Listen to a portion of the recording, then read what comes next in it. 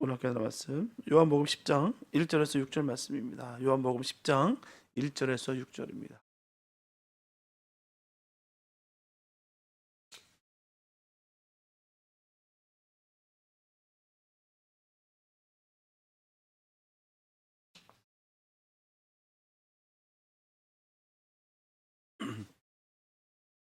요한복음 10장 1절에서 6절 말씀입니다. 주님의 귀한 말씀을 한 목소리 함께 합독하시겠습니다. 시작. 내가 진실로 진실로 너에게 이르노니 양의 우리의 문으로 들어가지 아니하고 다른 데로 넘어가는 자는 절도며 강도요 문으로 들어가는 이가 양의 목자라. 문지기는 그를 위하여 문을 열고 양은 그의 음성을 듣나니 그가 자기 양의 이름을 각각 불러 인도하여 내느니라. 자기 양을 다 내어 놓은 후에 앞서가면 양들이 그의 음성을 아는 고로 따라오되 타인의 음성은 알지 못하는 고로 타인을 따르지 아니하고 도리어 도망하느니라. 예수께서 이 비유로 저에게 말씀하셨으나 저희는 그 하신 말씀이 무엇인지 알지 못하느라. 아멘. 신앙은 바로 사람이 하나님과 관계를 맺는 거예요. 이게 신앙입니다. 여러 가지 정의를 내고 여러 가지 복잡하게 말을 하나 결국은 궁극적인 목적은요, 하나님과의 관계를 맺는 거예요. 그게 신앙입니다. 사람이 하나님과 관계를 맺을 때 신앙이 성립되고요, 사람이 하나님과의 관계를 맺지 못하면 신앙이 성립되지 못합니다. 다 허상이고요, 허구입니다. 하나님과의 관계가 맺어지지 않는다는 건 아무 의미가 없어요. 사람이 사람과 깊은 관계를 맺고 친숙해지는 것은 신앙과는 상관이 없어요. 아무리 좋은 프로그램에 참석하고 내가 거기서 따는 수많은 디플로마, 서티피케이션 내가 다 받았다 할지라도요, 그게 중요한 것이 아니에요. 하나님과의 관계가 중요하다는 거예요. 예. 스펙을 가지고서 신앙이 좋다, 나쁘다라고 말할 수 있는 것이 아닙니다. 하나님과의 관계, 하나님과의 관계가 친숙하냐 친숙하지 않느냐, 거기에 달린 것이죠. 하나님은 신이요 사람은 피조물입니다. 하나님은 창조주요 하나님은 죄인이에요. 그러므로 사람과 하나님의 관계를 맺는다는 것은요, 결코 쉬운 일이 아닙니다. 사람과 하나님과의 관계는 하나님이 먼저 관계를 맺으려고 할 때 가능하다는 거예요. 하나님이 먼저 관계를 맺으려고 하지 않고는 사람과 하나님과의 관계는 맺어질래야 맺어질 수가 없습니다. 또 하나님이 사람과 관계를 맺으려도 사람이 어떻게 받아들이는가 하는 것이 문제가 됩니다. 먼저 사람이 하나님의 뜻을 알아야 돼요. 하나님이 원하신 바가 무엇인지 알아야 된다는 것이죠. 사람이 하나님의 뜻을 받아들여야 되는 것입니다. 사람이 하나님의 뜻을 받아들이기 위해서는 하나님과 사람이 맺는 관계가 어떠한 것인가를 분명히 알아야 돼요. 하나님은 하나님과 사람이 맺는 관계를 여러 가지 비유로 말씀하셨어요. 하나님은 왕이요 성도는 백성이라 하셨습니다. 하나님은 남편이요 성도는 아내라 말씀하셨습니다. 하나님은 아버지요 성도는 자녀라 말씀하셨습니다. 하나님은 주인이시요 성도는 종이라 말씀하셨습니다. 그리고 또 말씀하시기를 하나님은 목자요 성도는 양이라 말씀하셨습니다. 시편 23편 1절과 2절에 보게 되면 여호와는 나의 목자시니 내가 부족함이 없으리로다. 그가 나를 푸른 초장에 누이시며 쉴 만한 물가로 인도하시는도다. 또한 시편 100편 3절에 보면 우리는 그의 백성이요 그의 기르시는 양이로다라고 말씀하고 있습니다. 이사야서 40장 11절에 보게 되면 그는 목자같이 양무리를 먹이시며 어린 양을 그 팔로 모아 품에 안으시며 젖먹이는 암컷들을 온순히 인도하시리로다. 이와 같이 구약에는 여러 번 하나님은 목자요 성도는 양으로 비유했다는 것입니다. 신약에 와서는 예수는 목자요 성도는 양이라고 비유하셨어요. 히브리서 13장 20절에 보면 예수를 양의 큰 목자라 했고요, 베드로전서 5장 4절에 보면 예수는 영혼의 목자장이라 했습니다. 또 마가복음 6장 34절에 많은 무리를 가리켜서 목자 없는 양 같다라고 말씀하셨어요.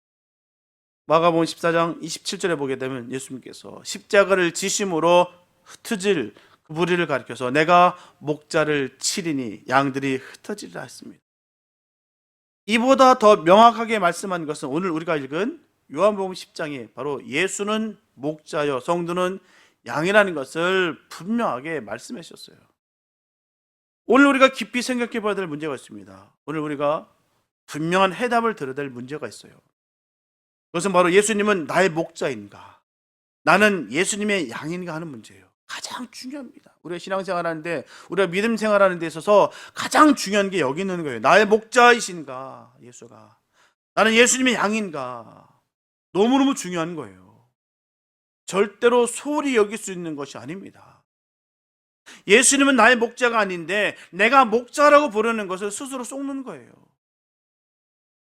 나는 예수님의 양이 아닌데 나를 양이라고 생각하는 것도 스스로 속는 것입니다.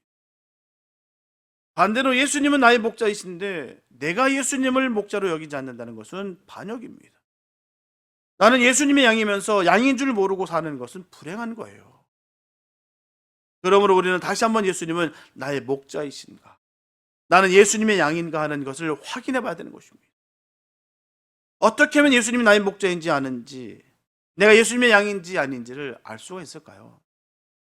그것은 예수님께서 나를 양으로 인정하느냐 인정하지 않느냐에 달렸다는 거예요. 예수님이 나를 내 양이라 아니하고 하면 내가 아무리 발버둥을 쳐도요 아무 소용이 없습니다. 예수님께서 나를 내 양이라고 한 이상 의심할 여지가 없죠. 예수님께서 나를 내 양이라고 했을 때 예수님은 나의 목자가 되시고 나는 예수님의 양이 되는 것입니다. 이 결정은 근거 없이 되는 것이 아니에요. 막연하게 그렇게 세월이 지나갔으니까 그냥 되겠지, 이런 개념적인 부분은 아닙니다. 실제가 돼야 되는 거예요. 예수님의 양이 되는 것은 하나님 아버지께서 예수님에게 이는 내 양이라고 인정해 줌으로 말미암아 예수의 양이 되는 거예요. 요한복음 6장 37절에 보면 아버지께서 내게 주시는 자는 다 내게로 올 것이요 내게 오는 자는 내가 결코 내어 쫓지 아니하리라. 또 39절에 보면 아버지께서 내게 주신 자 중에 내가 하나도 잃어버리지 아니하고 마지막 날에 다시 살리리라고 말씀하셨고요. 요한복음 10장 29절에 보면 저희를 주신 내 아버지는 마녀보다 크심에 아버지 손에서 빼앗을 수 없느니라. 이와 같이 예수 그리스도의 양이 되는 것은 하나님 아버지께서 만세 전에 택하시고 예정하신 자를 그 아들 예수에게 그의 양으로 주셨다는 말이에요. 그리스도의 양이 되고 되지 않는다는 것은 사람의 뜻이나 노력과는 상관이 없습니다. 되는 것이 아니에요. 신념과 신앙은 달라요. 믿음과 다른 거예요. 내가 신념을 가지고 열심히 투철하게 내가 뭔가 이루기 위해서 막 애쓰고 최선을 다하지만 결국 그것이 믿음이 아니고 신앙이 아니면 결국 그것은 신념으로 무너지는 거예요. 내 스스로 착각 속에 있다는 것이죠. 하나님이 예수의 양으로 인정하는 자는 아무 것으로도 지울 수가 없습니다. 그것은 살 속에 새기고 뼈 속에 새긴 이름과 같다는 거예요. 아무리 지우고 아무리 부정한다 할지라도 결코 지워지지 않고 부정될 수가 없어요. 저와 여러분들은 예수 그리스도의 양이라는 것을 아시는가요? 예수님께서 저와 여러분들을 내 양이라고 인정해 주셨나요?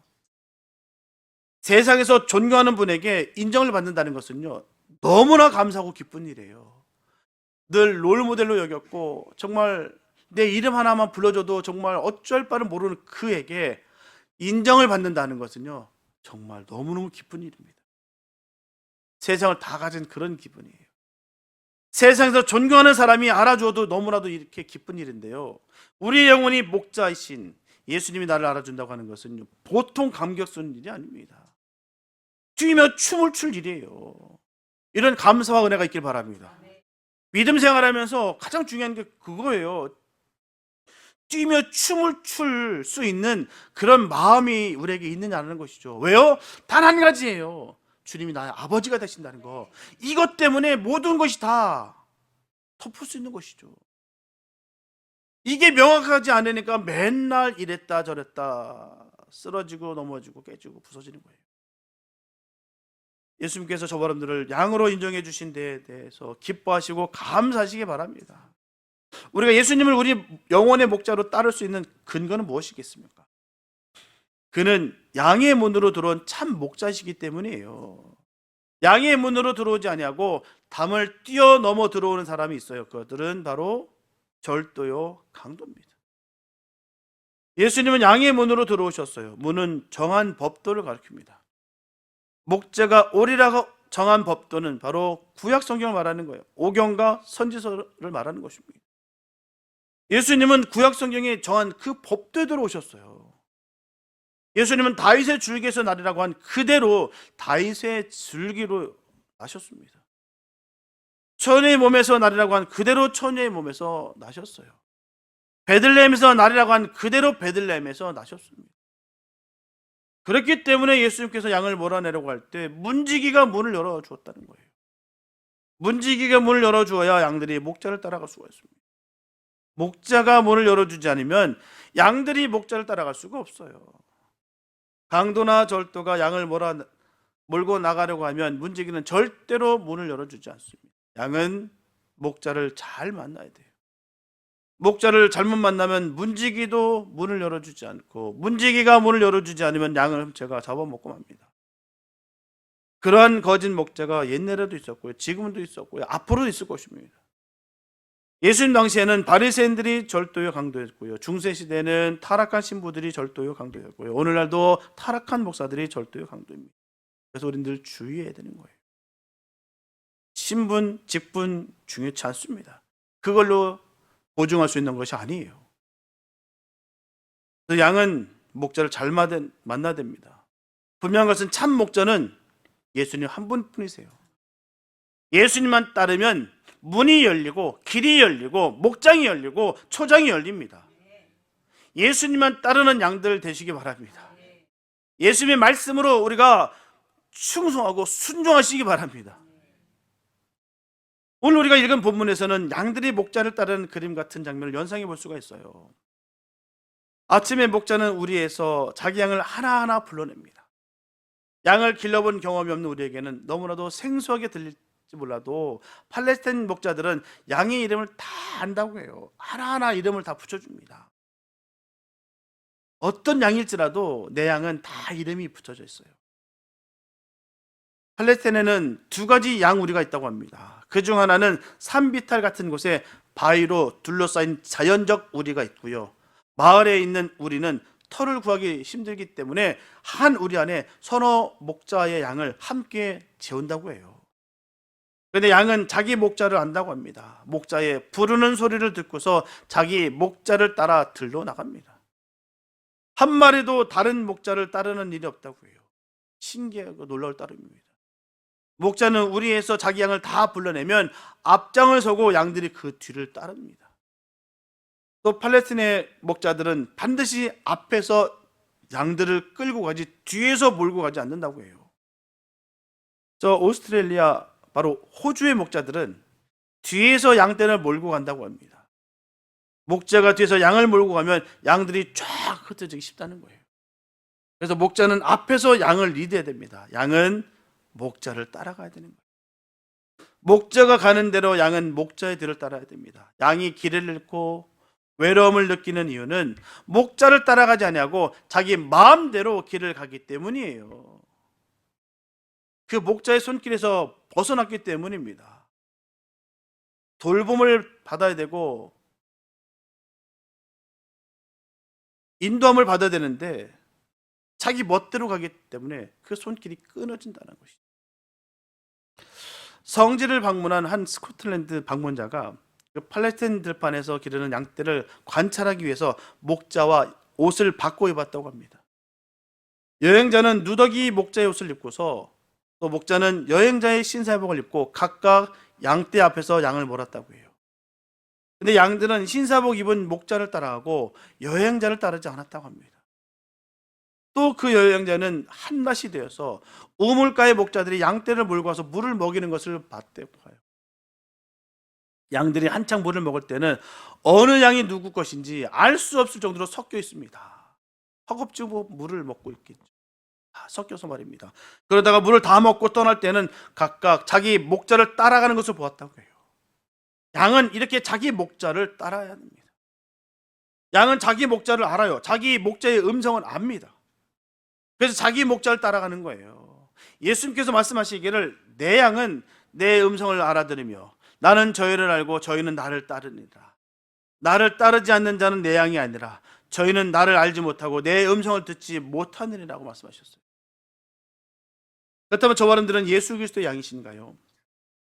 예수 그리스도의 음성을 알아들으시는가요? 예수님의 뒤를 따르고 있으신가요? 예수님께서 가라고 하면 가고 오라면 오시는가요? 예수님께서 하라면 하고 하지 말라면 하지 않으시는가요? 꼭 그렇게 되시기 바랍니다. 내 감정과 기분에 내가 혼돈치 마시고 그 말씀하신 그대로를 믿고 따르시기 바랍니다. 상황과 형편에 따라서 바뀌는 거 아니에요. 하나님의 마음은 어미하시기 때문에 그 말씀을 바로 새겨서 따르는 것입니다. 하지 말라는 것은 하지 말아야 되고요, 하라는 것은 해야 되는 것입니다. 이게 법이에요. 그게 정말 하나님을 따르는 자, 예수님의 사람들의 모습인 것입니다. 베드로와 야고보 형제는 나를 따르는 예수님의 음성을 듣고서 예수님을 바로 즉각 따랐습니다. 그들은 예수님의 제자가 됐어요. 세간에 앉았던 세리 마태도 나를 따르라는 그 예수님의 음성을 듣고서 예수를 따랐습니다. 마태도 예수님의 제자가 됐어요. 뽕나무에 올라간 삭개오는 내려오너라 내가 오늘 너희 집에 유하리라는 그 예수님의 음성을 듣고서 예수를 영접했어요. 그날 삭개오 집에 구원이 왔습니다. 목자의 음성을 듣고 따른다는 것은 이런 것을 두고 하는 말이에요. 목자가 여러 번 불러도 대답하지 않는 양이 있어요. 목자가 여러 번 따라오라고 해도 따라가지 않는 양이 있습니다. 목자가 여러 번 나를 영접하라 해도 영접하지 않는 양들이 있다는 것이죠. 그렇게 되는 이유는 자기가 예수의 양이 아닌지, 예수가 자기의 목자인지 아닌지를 분간하지 못하기 때문이에요. 예수님께서 여러분의 이름을 기억하라고 믿으시는가요? 믿으신다면 여러분들은 예수의 양입니다. 예수님은 여러분의 목자입니다. 목자를 따라가시기 바랍니다. 목자의 음성에 귀를 기울이시기 바랍니다. 그런데도 믿어지지 않거든 양떼를 떠나보십시오. 우리를 떠나 멀리 가보세요. 목사도 교인도 만나지 않고 주일도 지키지 않고 멀리 한번 가보세요. 멀리 가도 외롭지 않고 불편하지 않거든 영영 돌아오지 마시기 바랍니다. 그 사람은 예수의 양이 아니에요. 예수의 양이 아닐 바엔 제 마음대로 자기 길을 가는 것이 훨씬 낫습니다. 놀아야죠. 세상 쾌락이 즐거운 것이 얼마나 많은데요. 예수님의 양이라면 언젠가는 돌아올 날이 있으리라고 생각합니다. 돌아오지 않으면 누가 손해일까요? 우리 안에 들어오면 자유가 없어요. 그렇죠? 우리 안에 들어가면 그 규칙이 있고 거기에 따른 룰이 있습니다. 법칙이 있어요. 또 냄새도 납니다. 그래도 돌아와야 됩니다. 돌아와야 꼴을 먹을 수 있고요, 목자를 따를 수가 있는 거예요. 양떼를 떠난 후에 외롭고 괴롭고 위험하고 고통이 있거든 속히 돌아오시기 바랍니다. 그런 틀림없는 예수님의 양이에요. 예수님의 양은 예수의 우리를 떠나선 절대로 못 삽니다. 그게 정상인 거예요. 우리가 눈이 얘기하지 않습니까? 예배 몇 번 빠지니까 나중에는 예배를 왜 드려야 되는지도 모르고 딱딱히 굳어져가지고. 반면에 정말 예수님의 사람들은요, 예배 못 드리면 답답해 죽습니다. 기도 못하면요 답답해서 어쩔 바를 몰라요. 이게 정상인 거예요. 이게 정말 예수님의 사람들의 모습인 것이죠. 목자는 잃은 양 한 마리를 찾기 위해서 99마리 양을 우리에 두고 산을 넘어 물을 건너다니며 찾으십니다. 누구든지 나와 예수님과의 관계가 양과 목자의 관계인지를 알기 위해서 이런 실험을 할 수도 있어요. 그러나 단 그 사람이 하나님이 예수님에게 맡긴 양이라면 목자를 근심시키고 괴롭히고 남은 양떼에게 눈을 끼친 죄값은 치러야 한다는 것을 알아야 된다는 것이죠. 한 마리 양 때문에 온 교회가 소란을 피우는 일이 있어요. 한 마리 양 때문에 99마리 양들이 굶주리는 일이 있습니다. 예수님이 내 영혼의 목자라는 것을 믿으시기 바랍니다. 그가 나를 부르는 소리를 들으시기 바랍니다. 그 뒤를 따르시기 바랍니다. 에스겔서 34장 17절에서 19절 말씀 보게 되면 나주 여호와가 말하노라 나의 양떼 너희여 내가 양과 양의 사이와 수양과 수염소의 사이에 심판하노라. 너희가 좋은 꼴 먹은 것을 작은 일로 여기느냐? 어찌하여 남은 꼴을 발로 밟았느냐? 너희가 맑은 물 마신 것을 작은 일로 여기느냐? 어찌하여 남은 물을 발로 더럽히느냐? 나의 양은 너희 발로 밟은 것을 먹으며 너희 발로 더럽힌 것을 마시는도다 하셨느니라. 너무 가슴 아픈 일이 아니겠습니까? 더러워진 꼴을 먹고 병든 약이 있어요. 더러워진 물을 마시고 병든 약이 있습니다. 왜 그랬을까요? 주님 안에서, 우리 안에서 하나님께서 주시는 그 물과 꼴을 모으면서 우리가 살아가야 되는 것이죠. 그걸 가볍게 여기고 내 발로 짓밟음으로 인해서 결국 그게 썩어져서 먹는 모두가 병들어 버리고 갈라지고 무너지는 경우가 얼마나 많은지 모른다는 거예요. 오늘 수많은 교회들이 다 그런 거 아니겠습니까? 너무나 하찮은 일 가운데 그렇게 무너지고 깨지고 병듦이 얼마나 많은지 몰라요. 나도 못 먹고 너도 못 먹어. 그러다 보니 믿음 약한 새신자들 같은 경우는요, 견딜 수가 없어요. 그 꼴을 먹어야 되고 물을 마셔야 되는데 먹을 수가 없습니다. 우리가 먹는 초장은 모든 사람이 먹고 남을 푸른 초장이 되게 하시기 바랍니다. 우리가 마시는 물은 모든 사람이 마시고 남을 맑은 시내가 되게 하시기 바랍니다. 푸른 초장, 맑은 시내가 흐르는 곳에는 양떼가 모이기 마련이에요. 호주는 양을 많이 먹이는 목초로 유명합니다. 호주가 양을 많이 먹이는 목축하는 나라가 된 이야기가 있어요. 유럽의 사람들이 그 오스트레일리아, 바로 호주에 가보고서 푸른 초장이 많은 것을 보고 양을 먹이는 목장으로 적합하다는 것을 알고 유럽에서 양을 수천 마리 배에 싣고서 이곳으로 갔다라고 해요. 그 배는 여러 날 동안 항해를 합니다. 배에는 수천 마리 양들이 먹을 건초를 잔뜩 실어 갔어요. 그런데 배가 이제 거의 그 땅에 가까이 갔을 때 아직 땅도 보이지 않는데도 불구하고 양들이 쌓아놓은 그 건초를 먹지 않았다는 거예요. 왜요? 양들은 벌써 푸른 초장의 풀냄새를 맡았다는 것이죠. 저와 여러분들도 말씀의 푸른 초장의 풀냄새를 잘 맡는 복 있는 성도 되시기 바랍니다. 어떤 말씀이 나를 살리는 말씀인가, 어떤 말씀이 나를 세우는 말씀인가 잘 분별하셔서 그 말씀을 따라 살아갈 수 있는 복 있는 삶 되시기 바랍니다. 하나님께서 주신 말씀 하나하나를 바로 생겨서 그 삶 가운데 가는 거예요. 사랑하는 성도 여러분, 기독교는 생명의 도입니다. 우리가 경외하는 하나님께서는 영생하시는 하나님이시며 예수 그리스도 안에 있는 성도들에게 영생을 선물로 주시는 분이십니다. 예수님의 공생에는 그야말로 생명을 주시는 일로 다 일관되어 있다는 거예요.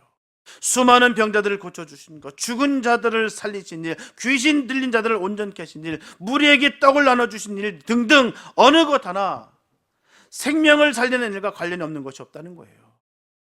하나하나 다 생명을 살리는 것에 모든 것을 다 쏟아부었다는 거예요. 우리도 그런 삶을 살아야 될 줄 믿습니다. 생명 살리는 일에 우리가 생명을 걸어야죠. 우리 주님이 그랬다는 것이죠. 십자가에 달려 피 흘려 죽으심으로 말미암아 그를 믿는 우리에게 영생의 길을 열어주셨다는 거예요. 그러므로 저와 여러분들은 선한 목자이신 예수 그리스도 안에서 생명을 얻되 풍성이 얻는 삶을 살아가시기 바랍니다. 마음의 눈을 들어 생명의 주 예수님을 바라보시기 바랍니다. 주님의 음성에 귀를 기울이시고 기꺼이 그 말씀을 따라 살아가시기 바랍니다. 내가 온 것은 양으로 생명을 얻게 하고 더 풍성히 얻게 하라는 것이다 하신 주님께서 저와 여러분들의 영과 혼과 몸과 생활 가운데 생명을 주시되 넘치도록 부어 주실 줄로 믿습니다. 양의 한 우리 속에 있다고 한 무리가 되는 것이 아니에요. 그 가운데 내가 같이 생활한다고 해서, 내가 등록하고 있다고 해서, 세월이 지났다고 해서 한 무리가 되는 것이 아닙니다. 많은 분들이 착각 속에 있어요. 일평생 내가 신앙생활하면서도 불구하고 하나님의 관계가 불명확한 그런 삶을 살아가는 사람들이 얼마나 많은지 몰라요.